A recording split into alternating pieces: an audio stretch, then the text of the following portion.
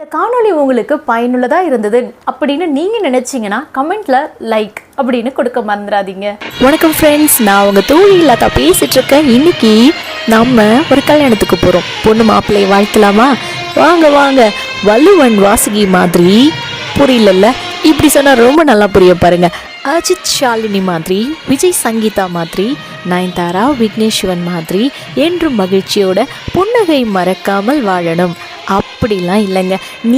நீங்களாக வாழுங்க, அது போதும். திருமணத்திற்கு முன்பு வரை ஆண் ஆணாகவும் பெண் பெண்ணாகவும் தான் வாழ்ந்திருப்போம். ஆனால் இனிமே ஆண் பெண்மை கொண்டும் பெண் ஆண்மை கொண்டும் வாழ போறீங்க. இல்லறத்தை நலரமாக வாழ வேண்டும். அன்பும் அரணும் உடைத்தாயின் இல்வாழ்க்கை பண்பும் பயனும் அது. இது வள்ளுவன் வாக்கு. அதாவது வாழ்வில் நீங்கள் புதிய தொடக்கமாக இதை எடுத்துக்கோங்க. எல்லாத்தையும் பகிர்ந்து கொள்ளுங்க. உங்களுடைய இன்பமாக இருக்கலாம், துன்பமாக இருக்கலாம். இருமணம் ஒரு மனம் ஆகும்போது அங்கு போட்டியோ பொறாமையோ வர வாய்ப்பே இல்லைங்க. கண்டிப்பாக வாய்ப்பில்லை ராஜா. அறத்தோடு வாழ வேண்டும்.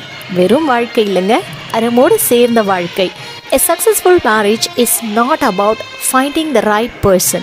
It is about being the right person. 2 heart, ஒரு சோல், endless memories. அதுதாங்க மேரேஜ். ஒரே வைஃபைல இருவரும் கனெக்ட் ஆகும் தருணம் திருமணம்.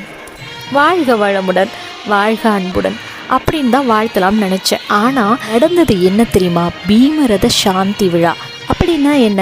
ஒருவர் தன்னுடைய 70வது வயதை எட்டும் பொழுது அவரது நலம், ஆரோக்கியம், நீண்ட ஆயுள் இதையெல்லாம் நல்ல வழிபடுத்தணும் அப்படின்றதுக்காக அதற்காகவே நடத்தப்படும் ஒரு குடும்ப விழா தான். 60 வயது இல்லை 70 வயது அல்லது 80 போன்ற முக்கியமான வயதுகளில் இது போன்ற விழாக்கள் நடத்தப்படுது.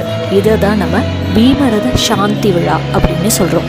குல தெய்வத்தின் அனுகிரகத்தாலும் பெரியோர்களின் ஆசீர்வாதத்தாலும் இந்த திருமணம் மிக மிக சிறப்பான முறையில் நடந்து முடிந்தது. வாழ்த்த வயதில்லாததால் வணங்கி வந்தோம் அந்த பெரியோர்களை.